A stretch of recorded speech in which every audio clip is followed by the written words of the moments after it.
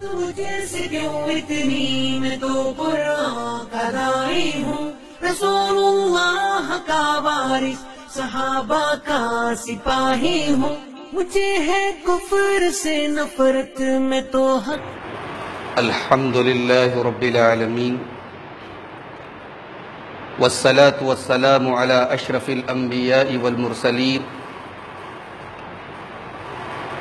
وعلى آلہ وصحبہ اجمعین ومن تبعہم بإحسان الى یوم الدین، اما بعد فاعوذ باللہ من الشیطان الرجیم، بسم اللہ الرحمن الرحیم۔ فأرسلنا عليهم الطوفان والجراد والقمل والضفادع والدم آيات مفصلات فاستكبروا وكانوا قوما مجرمين۔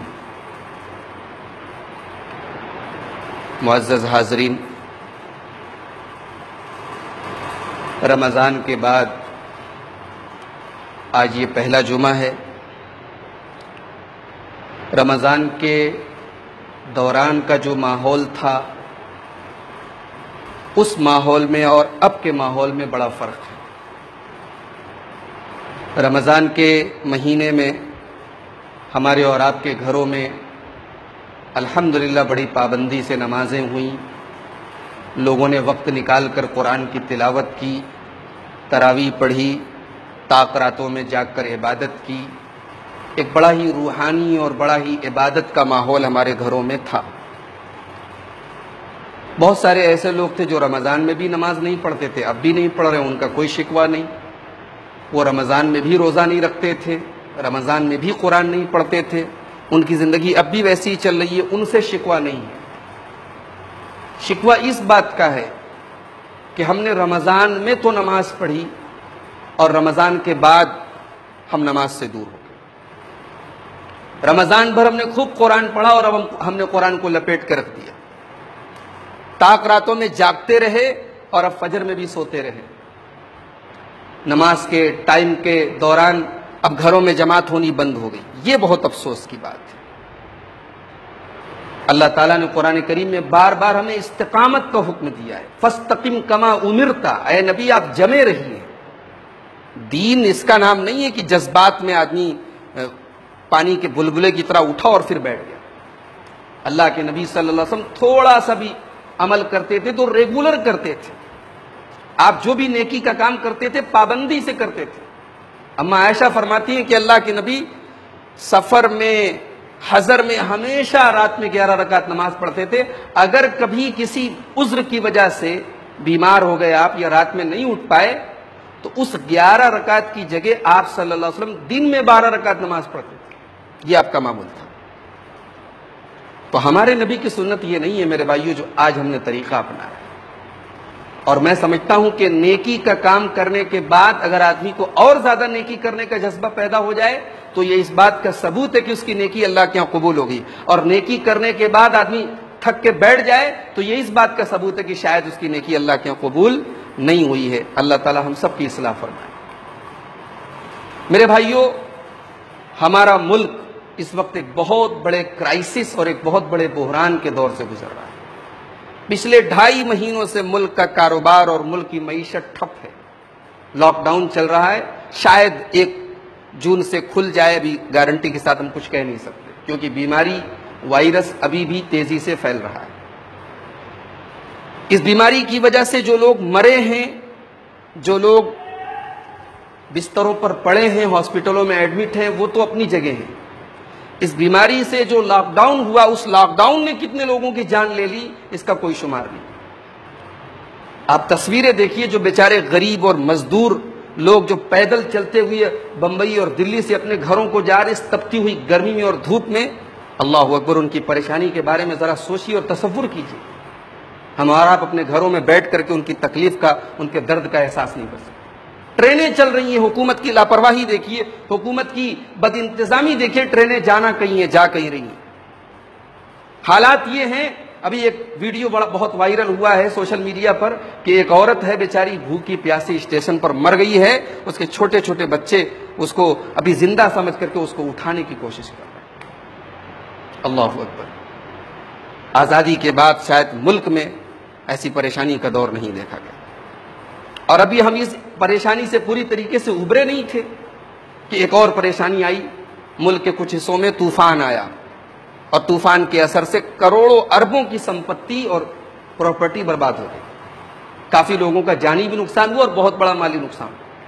اس کے بعد اب ایک تیسری مصیبت آئی ہے کہ ٹڈیوں کا ایک بڑا دل جو ہے، ٹڈی ہزاروں لاکھوں کی تعداد میں ٹڈیاں ایک اسٹیٹ سے دوسرے اسٹیٹ میں جا رہی ہیں اور فصلوں کو تباہ کر رہی ہیں، اناج کو کھا رہی ہیں، اناج کی جو فصلیں ہیں تباہ کر رہی ہیں. ظاہر سی بات ہے یہ اناج جو ہم کھاتے ہیں یہ جب تباہ ہو جائے گا، اس کی پیداوار کم ہوگی، آنے والے دنوں میں اللہ نہ کرے اس کی وجہ سے مہنگائی بڑھے گی، پھر اور بھوک مری کی نوبت آئے گی. یہ کیا ہے میرے بھائی؟ کئی لوگ سوال کر رہے ہیں کہ ٹڈی کا مسئلہ کیا ہے؟ کیا ٹڈی اللہ کا عذاب ہے؟ جی ہاں، ٹڈی اللہ کا عذاب بن کر کے بھی دنیا میں آتی ہے. اللہ تعالیٰ نے سورہ اعراف کی آیت نمبر 133 میں آل فرعون کا ذکر کیا کہ فرعون اور فرعون کے جو چیلے چمچے تھے، فرعون کے جو ماننے والے تھے، اس کے جو فالوورز تھے، ان کے اوپر اللہ تعالیٰ نے 5 ٹائپ کے عذاب بھیجے. اللہ فرماتا ہے فَأَرْسَلْنَا عَلَيْهِمُ الطُّوفَانَ وَالْجَرَادَ وَالْقُمَّلَ وَالضَّفَادِيَ وَالدَّمَ. ہم نے فرعون کے اوپر اور فرعون کی آل و اولاد کے اوپر، فرعون کی قوم کے اوپر ہم نے سب سے پہلے طوفان بھیجا. یہ طوفان کیسا تھا؟ علامہ ابن کثیر رحمۃ اللہ علیہ نے نقل کیا کہ طوفان کا 2 مطلب ہوتا ہے. ایک مطلب تو یہ اتنی بارش ہوئی کہ ان کی فصلیں تباہ ہو گئیں، ان کی لوگ بہہ بہہ کے مرنے لگے، ہلاک ہونے لگے. ایک طوفان کا تو ایک مطلب یہ ہے. اور دوسرا مطلب جو عبداللہ ابن عباس رضی اللہ تعالیٰ عنہ سے مروی ہے، حافظ ابن کثیر کہتے ہیں کہ طوفان کا دوسرا مطلب ہے کثرت الموت. بہت تیزی سے لوگ مرنے لگے. گویا ہمارے زمانے میں جو کورونا وائرس ہے اس کو بھی آپ ایک طوفان کہہ سکتے. تو اللہ نے پہلا عذاب جو بھیجا فرعونیوں کے اوپر وہ طوفان بھیجا. بڑی تیزی سے لوگ مرنے لگے. اب وہ لوگ آئے موسیٰ علیہ السلام کے پاس، اے موسیٰ آپ اپنے رب سے دعا کر دیجئے، انشاءاللہ ہم سدھر جائیں گے اور بنی اسرائیل کو آپ کے ساتھ بھیج دیں گے. اللہ نے حضرت موسیٰ کی دعا قبول کی. طوفان ختم ہو گیا. طوفان ختم ہو گیا، پھر سے شرارت شروع ہو گئی، پھر سے بنی اسرائیل پر ظلم کرنے لگے، پھر سے حضرت موسیٰ علیہ السلام کے ساتھ بدتمیزی کرنے لگے. اب اللہ نے دوسرا عذاب بھیجا، فَأَرْسَلْنَا عَلَيْهِمُ الطُّوفَانَ وَالْجَرَادَ. اب اللہ نے ٹڈیوں کا دل بھیجا. ہزاروں لاکھوں کی تعداد میں ٹڈیاں آتی تھی، ان کی پوری پوری فصلیں تباہ کر دیتی تھی. اب اناج کے لالے پڑ گئے، کھانے کے لالے پڑ گئے. پھر موسیٰ علیہ السلام کے پاس آئے، اے موسیٰ غلطی ہو گئی ہم سے، ہماری فصلیں تباہ ہو رہی ہیں، اللہ سے دعا کر دیجئے، آپ اپنے رب سے دعا کر دیجئے، ہماری فصلیں بچ جائیں، ہم بھوکے مر جائیں گے، بچے ہمارے بھوکے مر جائیں گے. موسیٰ علیہ السلام نے دعا کر دی، ٹڈیوں کا دل واپس چلا گیا. پھر سر شرارت پر اتر آئے. پھر جو تھوڑی بہت فصل بچی تھی بولے ابھی تو ہمارے پاس بہت ہے کھانے پینے کو. پھر وہی سلوک شروع کر دیا حضرت موسیٰ علیہ السلام. پھر تیسرا عذاب اللہ نے بھیجا، والقمل. اب اناج جو بچا ہے اس اناج میں گھن لگ گئے، کیڑے لگ گئے، اناج کو کھانے لگے. بھئی اناج میں تھوڑا بہت تو گھن پیدا ہو سکتا ہے، لیکن اگر ہزاروں لاکھوں کروڑوں کی تعداد میں گھن پیدا ہو جائے جو اناج کو خراب کر دے تو ظاہر سی بات ہے پورا یہ تو تباہی کی چیز ہے. اس کے بعد چوتھا جو عذاب آیا وہ میڈک کی شکل میں آیا. کھانے کے اندر، سالن کے اندر، سبزیوں کے اندر جو سامان کھا رہے اس کے اندر میڈک نکل رہا ہے، کھانا دوبر ہو گیا ان کا. اور پھر پانچواں عذاب جو آیا وہ خون کی شکل میں آیا. ہر چیز میں خون، پانی میں خون، کھانے میں خون، پلیٹوں میں خون، خون نکل آتا تھا. اللہ نے کہا آیات مفصلات، یہ ہماری کھلی ہوئی نشانیاں تھیں. اتنا دیکھ کر کے تو ایک اندھا آدمی بھی ایمان لے آئے. لیکن فاستکبروا، فرعون تھا، فرعون کے چیلے چمچے تھے، انہوں نے تکبر سے کام لیا. ان کی حرکتوں میں کوئی کمی نہیں آئی، ان کی شرارتوں میں کوئی کمی نہیں. فاستکبروا وکانوا قوما مجرمین، وہ مجرم تھے، وہ اللہ کے نافرمان تھے اور نافرمان رہے. میرے بھائیوں، شاید میں نے تو اپنے ہوش و حواس میں اتنے پریشانی کے دن نہیں دیکھے، ہمارے بزرگوں نے شاید دیکھا ہو. اتنے برے اور اتنے پریشانیوں اور اتنے آزمائش کے دنوں کے باوجود ہمارے حالات، ہمارے اخلاق، ہمارے کردار پر کوئی چون ہی نہیں تھی. ہمیں ایک بار بھی خیال نہیں آتا کہ ہم اپنی حرکتوں کو سدھاریں، اپنی برائیوں سے توبہ کریں، اپنے رب کے سامنے گڑ گڑائیں. اللہ نے فرمایا سورہ اعراف کے اندر وما ارسلنا فی قریۃ من نبی الا اخذنا اہلها بالبأساء والضراء لعلهم یضرعون. ہم نے جب بھی کسی نبی کو کسی بستی کے اندر بھیجا ہے، اس بستی کے لوگوں کو ہم نے کبھی بھوک کے ذریعے آزمایا، کبھی بیماریوں کے ذریعے آزمایا، کبھی مہنگائی آ گئی، کبھی معیشت تباہ ہو گئی، کبھی بیماری اور وائرس پھیل گیا. کیوں ہم نے آزمایا، کیوں ہم نے اپنا عذاب بھیجا؟ لعلہم یضرعون، تاکہ وہ اللہ کی بارگاہ میں تضرع کریں، اللہ کی بارگاہ میں گڑ گڑائیں، اللہ سے توبہ کریں، استغفار کریں، اللہ سے معافی مانگیں، اپنے حالات کی اصلاح کر لیں. اللہ اپنا عذاب بھیجتا اپنے بندوں کو تنبیہ کرنے کے لیے. قرآن کریم کے 15ویں پارے میں اللہ نے فرمایا وَمَا نُرْسِلُ بِالْآيَاتِ إِلَّا تَخْوِيفًا، میرے بندو ہم اپنی نشانیوں کو اسی لیے بھیجتے ہیں تاکہ تم کو اپنا خوف یاد دلائیں، اپنا ڈر تمہارے دلوں میں پیدا کرے، تم اللہ سے ڈرنے والے بن جاؤ. مگر افسوس کی بات ہے ہمارے اندر کوئی فرق نہیں پڑا. اچھا، اب ایک سوال یہ پیدا ہو رہا ہے، ٹڈی کا مسئلہ کیا ہے؟ ٹڈی کو کھا سکتے ہیں نہیں کھا سکتے؟ ٹڈی کو مارنا کیسا ہے؟ بہت سارے مسائل پوچھے جا رہے ہیں. سب سے پہلی بات یہ یاد رکھیں کہ ٹڈی جو ہے یہ ایک حلال جانور ہے. اللہ کے نبی صلی اللہ علیہ وسلم سے صحیح حدیثوں سے ثابت ہے اس کو کھایا جا سکتا ہے. صحیح مسلم کی روایت حضرت عبداللہ ابن ابی اوفا کہتے ہیں کہ ہم نے اللہ کے رسول کے ساتھ 7 غزوے کیے، 7 جنگوں میں ہم نے شرکت کی. کنا ناکل الجراد، اور راستے میں ہم کو کھانے کی کوئی چیز نہیں ملتی تھی سوائے ٹڈی، ہم ٹڈی کھاتے تھے. اور ابن ماجہ کی اور مسند احمد کی صحیح روایت ہے، حضرت عبداللہ ابن عمر کہتے ہیں کہ اللہ کے رسول صلی اللہ علیہ وسلم نے فرمایا احلت لنا میتتان، 2 جانور ایسے ہیں جو مرے ہوئے ہوں تب بھی حلال، ان کو ذبح کرنے کی ضرورت نہیں. 2 مردار حلال ہے ہمارے لیے، الحوت والجراد، ایک مچھلی حلال ہے، مچھلی کو ذبح نہیں کرنا، اور دوسرے ٹڈی حلال ہے.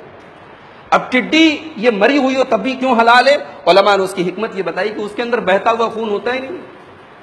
جو حلال جانوروں کے اندر یہ ہوتا ہے بہتا ہوا خون بہ جائے اس کے بعد وہ حلال ہوتا ہے، اس کے اندر کوئی خون ہوتا ہی نہیں بہتا ہوا.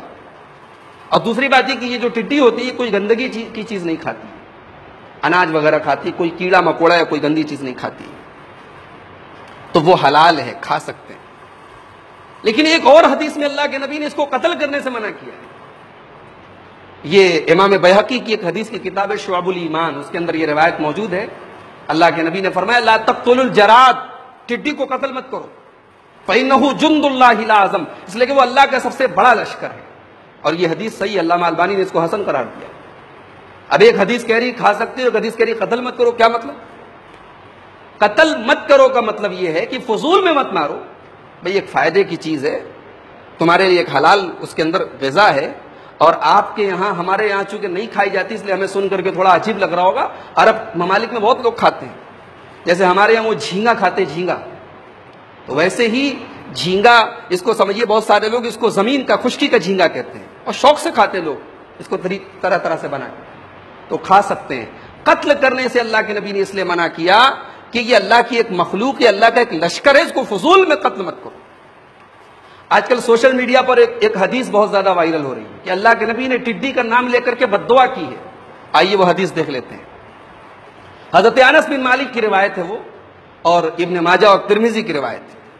کہتے ہیں کہ اللہ کے نبی صلی اللہ علیہ وسلم جب ٹڈی پر بد دعا کرتے، ٹڈی کا نام لے کر کے، تو کہتے اللہم اہلک کبارہ، اے اللہ تو بڑی ٹڈیوں کو ہلاک کر دے، وقتل صغارہ، چھوٹی ٹڈیوں کو قتل کر دے، وافسد بیضہ، اس کے انڈوں کو تباہ کر دے، وقطع دابرہ، اور اے اللہ اس کی جڑ کاٹ دے، اس کی جڑ ختم کر دے، وَخُذْ بِأَفْوَاهِهَا عَنْ مَعَائِشِنَا وَأَرْزَاقِنَا، اور اے اللہ تو ہماری کھیتیوں کو اور ہماری روزی روٹی کو اس کی زبان سے، اس کے منہ سے بچا لے. یہ حدیث کے الفاظ ہیں. ایک صحابی نے پوچھا ہے اللہ کے رسول آپ اللہ کے ایک لشکر کے اوپر بد دعا کر رہے ہیں کہ اس کی جڑ ختم ہو جائے، اس کی نسل ختم ہو جائے؟ تو اللہ کے رسول نے فرمایا کہ ٹڈی جو ہوتی ہے الجراد نسرۃ الحوت فی البحر، یہ مچھلی کی چھینک ہوتی ہے، پانی کے اندر مچھلی جو چھینکتی ہے اس کی چھینک کے اثر سے یہ پیدا ہوتی ہے. یہ حدیث بہت زیادہ آج کل سوشل میڈیا پہ وائرل ہو رہی ہے اور لوگ کہہ رہے ہیں کہ یہ بد دعا ہمیں کرنی چاہیے. مگر یاد رکھیں آپ، یہ حدیث موضوع ہے، یہ حدیث ضعیف بھی نہیں، اس کو علامہ البانی وغیرہ نے موضوع قرار دیا ہے، من گڑت ہے یہ حدیث. اسی طریقے سے ایک اور حدیث ابو داؤد کے اندر کہ اللہ کے نبی سے پوچھا گیا کہ ٹڈی کھا سکتے ہیں کہ نہیں؟ اللہ کے نبی نے فرمایا کہ اللہ کا بہت بڑا لشکر ہے، لا آکلہ ولا احرمہ، میں کھاتا بھی نہیں ہوں، میں حرام بھی نہیں قرار دیتا ہوں. یہ حدیث کے الفاظ ہیں، مگر یہ حدیث بھی ضعیف ہے. تو کھانا جائز ہے، مگر اس کا نام لے کر کے بددعا کرنے کے بارے میں جو حدیثیں آئی ہیں وہ صحیح نہیں ہیں. اب یہ ہے کہ جب ہماری کھیتیوں کو تباہ کرنے لگے تو ہم قتل کر سکتے ہی نہیں، کیونکہ حدیث میں قتل کرنے سے منع کیا گیا. تو امام قرطبی نے بڑی اچھی بات لکھی ہے اپنی تفسیر قرطبی کے اندر. انہوں نے کہا دیکھو، اگر ہمارے اوپر کوئی مسلمان حملہ کرے، ہمارا مال لوٹنے کے لیے کوئی مسلمان ہم پر حملہ کرے، تو شریعت کہتی ہے مسلمان سے بھی لڑ سکتے ہو. تو جب مسلمان جس کی جان مال حرام ہے، اگر وہ ہمارا مال لوٹنے کے لیے آ جائے تو اس سے لڑ سکتے ہیں ہم.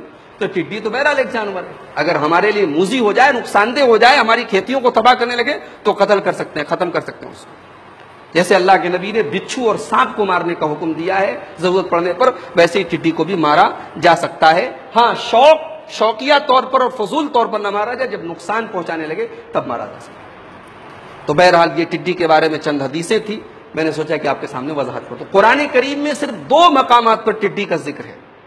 ایک تو میں نے سورہ اعراف کی آیت نمبر 133 پڑھی، اور دوسرے چلے آئیے آپ 26ویں پارے میں، سورہ قمر کی آیت نمبر 7 میں، 27ویں پارے میں سورہ قمر کی آیت نمبر 7 میں اللہ نے فرمایا کہ خش عن ابصارهم یخرجون من الاجداث کانهم جراد منتشر، کہ قیامت کے دن جب لوگ اپنی قبروں سے نکلیں گے تو ان کی نظریں جھکی ہوئی ہوں گی اور وہ اتنی تیزی سے میدان محشر کی طرف بھاگیں گے جیسے ٹڈیوں کا دل بھاگتا ہے. تو یہ اللہ تعالیٰ نے ایک مثال دی کہ ٹڈیاں جیسے بڑے گروپ کی شکل میں آتی ہیں. اور اسی لیے آپ دیکھیے کہ دنیا میں جب کوئی بڑی فوج کسی پر حملہ کرتی تو کہتے ہیں ٹڈی دل نے حملہ کیا. ٹڈی اتنی بڑی تعداد میں آتی ہے. تو یہ بہرحال اللہ تعالیٰ کا ایک عذاب ہے، اور ہمیں اور آپ کو چاہیے کہ اس موقع پر ہم اللہ سے دعا کریں، اللہ سے توبہ کریں، اپنے گناہوں کی معافی مانگیں. اور آخری بات یہ عرض کرنی ہے کہ سماج میں اصلاح کا کام برابر ہوتے رہنا چاہیے، برائی سے روکنے کا کام اور بھلائی کا حکم دینے کا کام برابر ہوتا رہنا چاہیے. اللہ تعالیٰ نے فرمایا سورہ ہود کے اندر وَمَا كَانَ رَبُّكَ لِيُهْلِكَ الْقُرَىٰ بِظُلْمٍ وَأَهْلُهَا مُصْلِحُونَ. اے نبی، آپ کا رب کسی بستی کو ہلاک نہیں کرتا ہے، کسی بستی پر ظلم نہیں کرتا ہے، کسی قوم پر تباہی نازل نہیں کرتا ہے جب تک اس بستی کے اندر اصلاح کرنے والے لوگ. وَمَا كَانَ رَبُّكَ لِيُهْلِكَ الْقُرَىٰ بِظُلْمٍ وَأَهْلُهَا مُصْلِحُونَ. اصلاح کرنے والے، سماج میں برائی کو برائی کہنے والے لوگ جب تک موجود ہیں تب تک سماج ہلاک نہیں ہوگا. یہ بہت بڑے پوائنٹ کی بات ہے، اس پر ہمیں اور آپ کو غور کرنے کی ضرورت ہے. اللہ نے یہ نہیں کہا کہ نیک لوگ جب تک ہیں تب تک نیک لوگوں کے رہنے کے باوجود تباہی آئے گی. ہاں، اصلاح کرنے والے جب تک ہیں انشاءاللہ تباہی نہیں آئے گی. تو سماج میں ایک طبقہ ایسا ہونا چاہیے. اور ابھی عید کی نماز ہم لوگوں نے پڑھی، بہت سارے لوگوں کے گھر میں مسئلہ آیا کہ عید کی نماز کو کیسے پڑھا جائے. تراویح کا مسئلہ آیا، لوگوں کے گھر میں ضرورت محسوس ہوئی کاش ہمارے گھر میں کوئی حافظ ہوتا. عام حالات میں ہم کہتے ہیں بھئی مولوی کی ضرورت کیا ہے، حافظ کی ضرورت کیا ہے، لیکن ان حالات نے ہمیں اور آپ کو سبق دیا کہ ہر گھر میں ایک حافظ کی ضرورت ہے، ہر گھر میں ایک عالم کی ضرورت ہے. اور اب ہمیں ہوش کے ناخن لے لینے چاہیے اور اپنے ایک بچے کو ہمیں دینی تعلیم کی راہ میں لگا دینا چاہیے. اور ایسا بھی نہیں ہے کہ ہمارے یہاں سارے بچے جو ہے ڈاکٹر، انجینئر، وکیل بن رہے ہیں کہ چلو بھائی ہم کسی ایک بچے کو عالم میں لگا دیں گے تو نقصان ہو جائے گا. اللہ کے بندو، اپنے دین کو بھی ہم ترجیح دینا سیکھیں کہ ہمارا دین بھی ہمارے لیے اہمیت رکھتا ہے. آئیے ہم اللہ سے دعا کریں رب العالمین اس مہلک وبا سے، اس طوفان سے، اور پھر یہ جو ٹڈیوں کی شکل میں جو اللہ کا عذاب آیا ہے، اس سے ہمارے ملک کی اور تمام لوگوں کی اللہ تعالیٰ حفاظت فرمائے. اللہ تعالیٰ اس وائرس کی وجہ سے جو لاک ڈاؤن چل رہا ہے، لاک ڈاؤن سے جو معیشت پر، کاروبار پر، لوگوں کی روزی روٹی پر جو برے اثرات پڑے ہیں، رب العالمین جلد سے جلد ان اثرات سے ہم سب کو نکلنے کی توفیق عطا فرمائے. اللہ ہماری روزی روٹی میں برکت عطا فرمائے، ہمارے کاروبار میں کشادگی عطا فرمائے، ہمارے ملک میں امن اور چین عطا فرمائے. ظالموں کو اور عوام کے خون کی ہولی کھیلنے والوں کو اور عوام کے درد سے انجان رہنے والوں کو اللہ تعالیٰ ان کے انجام تک پہنچا دے. رب العالمین اپنے بندوں کی حفاظت فرمائے. رب العالمین ہماری مسجدوں میں عبادت کو پھر سے ہمیں پوری آزادی کے ساتھ ہمیں انجام دینے کی توفیق عطا فرمائے۔ اللہ ہماری صفوں میں اتحاد پیدا فرمائے، اللہ ہمارے سینوں میں اپنے رسول کی محبت پیدا فرما دے، اللہ ہمارے دلوں میں اپنی محبت پیدا فرما دے، اللہ ہمارے دلوں میں اپنا خوف پیدا فرما دے۔ رب العالمین ہمیں جب تک دنیا میں زندہ رکھے اسلام پر زندہ رکھے اور خاتمہ ہم سب کا ایمان پر ہو، آمین۔ وآخر دعوانا ان الحمد للہ رب العالمین۔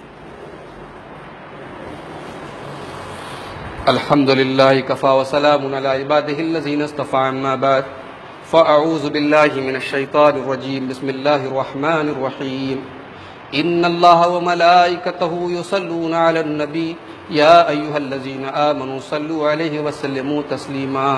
اللہم صلی علی محمد وعلی آل محمد کما صلیت علی ابراہیم وعلی آل ابراہیم انکا حمید مجید۔ اللہم بارک علی محمد وعلی آل محمد کما بارکت علی ابراہیم وعلی آل ابراہیم انکا حمید مجید۔ اللہم اعز الاسلام والمسلمین واذل الشرک والمشرکین وارفع عنا الوباء والبلاء وكل مرض۔ اللہم ارفع عنا البلاء والوباء وكل مرض۔ ان اللہ یامر بالعدل والإحسان وإیتاء ذی القربى وینہی عن الفحشاء والمنکر والبغی یعظکم لعلکم تذکرون۔